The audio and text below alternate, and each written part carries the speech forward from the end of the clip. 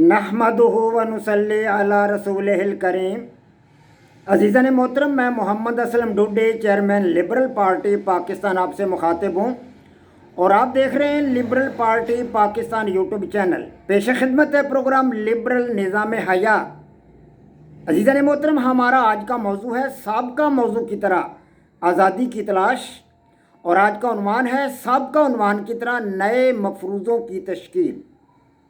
अज़ीज़ान मोहतरम, आपको पता है कि मेरा ये प्रोग्राम लिबरल निज़ाम हयात काफ़ी अरसा से आप हज़रात के सामने पेश किया जा रहा है, और मैं इस प्रोग्राम के तहत आपको साथ मिलाकर आज़ादी की तलाश में सरगर्म हूँ। आप लोग भी मेरे साथ हैं और मैं भी इसी कोशिश में हैं हम सब कि आज़ादी को तलाश किया जाए कि आज़ादी है क्या, वो कहाँ पर मौजूद है और किस तरह की है, वो क्या शय है।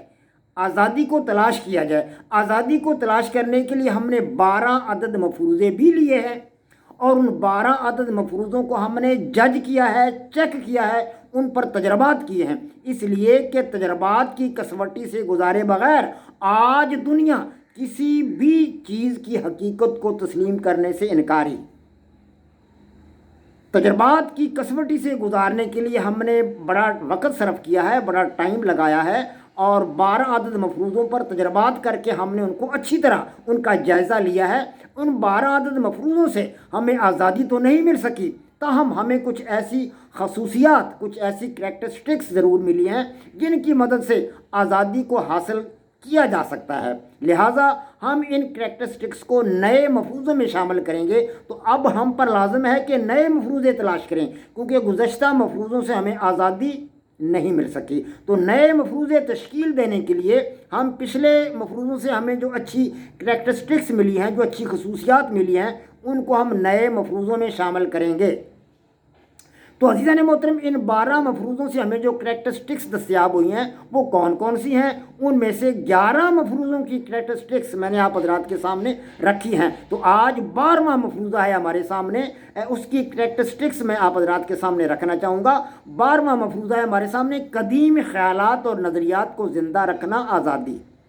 इससे पहले मैं 11 मफरूज़े आप हज़रात के सामने रख चुका हूँ, और उन 11 मफरूज़ों से हमें जो खसूसियात मिली हैं, अच्छी खसूसियात हसूल आज़ादी के लिए जो मुम्मिद और मुआवन साबित हो सकती हैं, वो खसूसियात मैं आप हज़रात के सामने रख चुका हूँ। वो 11 मफरूज़े कौन से थे, नंबर बार मैं आप हज़रात के सामने उनको पेश कर रहा हूँ। पहला मफरूज़ा जो हमने लिया था वो ये था कि समाजी ज़िंदगी पर से तमाम पाबंदियों को मुकम्मल तौर पर ख़त्म कर देने का नाम आज़ादी है। इस पर हमने तजर्बात किए लेकिन आज़ादी ना मिल सकी, तो हम कुछ खसूसियात हमें मिली हैं जो मैं आपके सामने रख चुका हूँ। दूसरा मफरूज़ा था हमारा कि समाजी ज़िंदगी पर ज़्यादा से ज़्यादा पाबंदियाँ लगा देना और कुछ हकूक़ भी देना, ये आज़ादी है।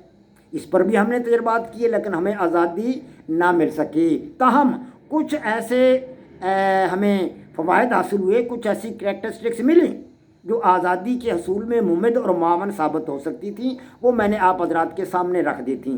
तीसरा मफरूज़ा हमारे सामने ये था कि ज़्यादा से ज़्यादा पाबंदियाँ आयद करना और कुछ हकूक़ देना, इसका नाम आज़ादी है। हमने इस पर भी तजर्बात किए लेकिन आज़ादी ना मिल सकी।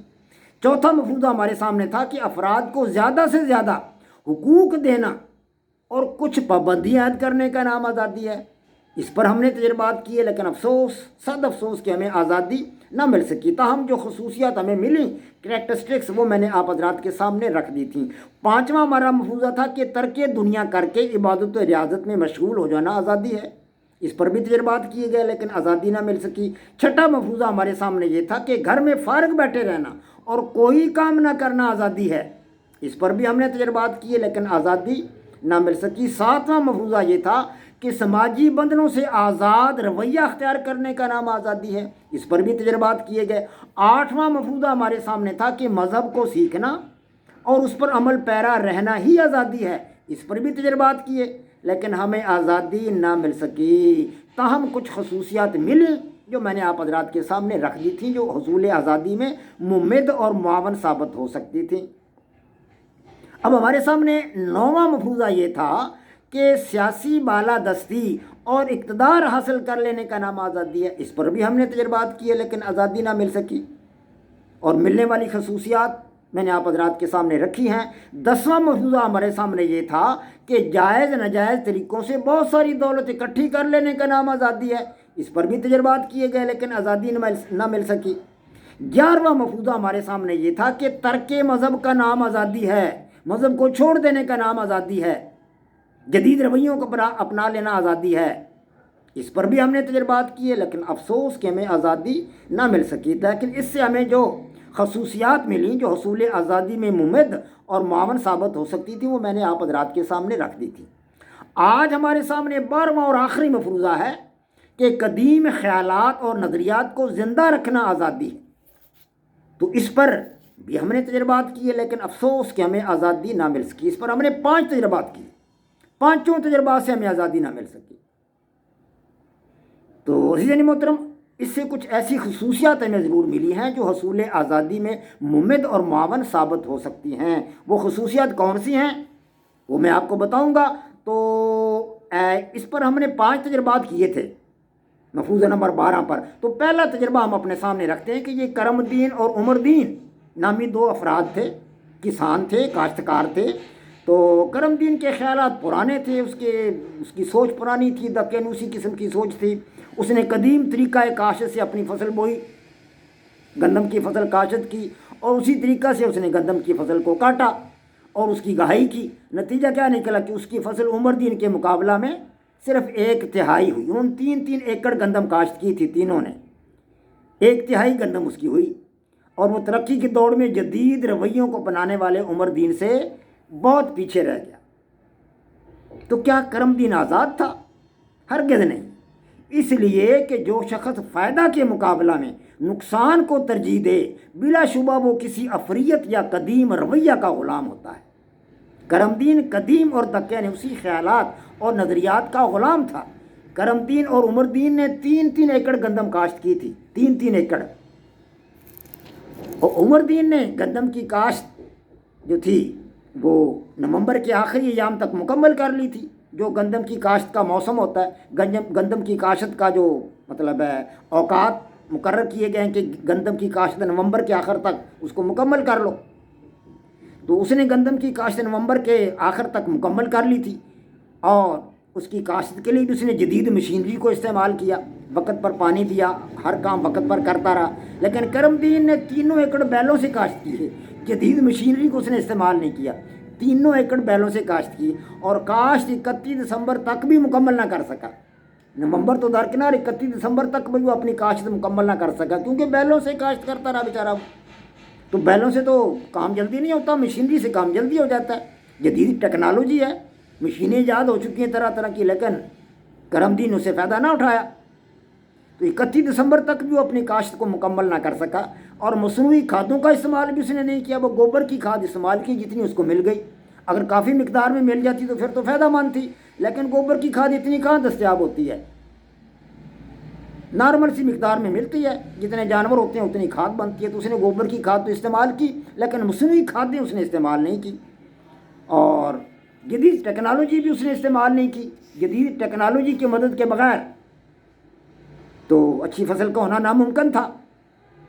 तो इसी तरह उमरदीन ने जो था वो रीपर को इस्तेमाल किया फसल को काटने के लिए, फसल को उगाने के लिए थ्रेशर को इस्तेमाल किया, जदीद मशीनरी उसने इस्तेमाल की।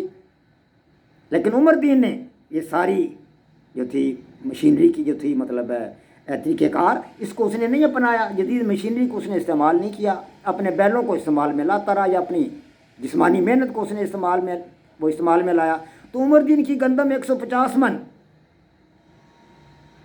50 मन फ़ी एकड़, उमरदीन की गंदम 3 एकड़ से कितनी हुई, 150 मन, यानी 50 मन फ़ी एकड़ गंदम हासिल हुई उमरदीन को, क्योंकि उसने जदीद टेक्नोलॉजी का इस्तेमाल किया था, जदीद मशीनरी को इस्तेमाल किया था और मसनूई खादों का उसने इस्तेमाल किया था। लेकिन करमद्दीन जो था उसकी गंदम जो थी वो सिर्फ 50 मन हुई, सिर्फ 50 मन, गोया के 16.5 मन के करीब या 17 मन लगा लें, 17 मन 16-17 मन के करीब उसकी गंदम हुई फ़ी एकड़, जबकि उमरदीन की गंदम 50 मन फ़ी एकड़ हुई। तो गोया करमद्दीन कपास की बुआई में भी पीछे रह गया। جو گندم وقت پر نہ نکال سکا تو ظاہر ہے کپاس تو وقت پر بو نہیں تھی، وہ وقت پر اس کی کپاس کی بوائی بھی نہ ہو سکی، کیونکہ اس کی گندم کی کٹائی بر وقت نہ ہوئی، گندم کی گاہی بر وقت نہ ہوئی۔ جدید مشینری کو استعمال کرتا تو وہ وقت پر کپاس کو بھی کاشت کر لیتا۔ تو یہ فائدہ تھا عمر الدین نے جو حاصل کیا کہ جدید ٹیکنالوجی کو استعمال کیا۔ تو ہمارا یہ جو نظریہ ہے کہ ہمارے پاس یہ جو ہے نظریہ کہ قدیم خیالات اور نظریات کو زندہ رکھنا آزادی ہے، تو گویا کہ قدیم خیالات اور نظریات کو زندہ رکھنا آزادی نہیں ہے۔ قدیم خیالات کو زندہ رکھنے سے آزادی نہیں ملتی۔ قدیم خیالات کو کرم دین نے زندہ رکھا، بیلوں سے کاشت کی، ہاں جی، مصنوعی کھاد کو استعمال نہیں کیا، گوبر والی کھاد تھوڑی مقدار میں استعمال کی تو اس کو فائدہ نہیں ہوا، وہ آزادی حاصل نہ کر سکا۔ 16-17 من گندم ہوئی، اس کے گھر میں کھانے کے لیے بھی ناکافی تھی، باقی ضروریات تو گھر کی پوری کرنا اس کے لیے مشکل تھا، لہٰذا کرم دین آزاد ہونے کی بجائے الٹا غلام ہو گیا۔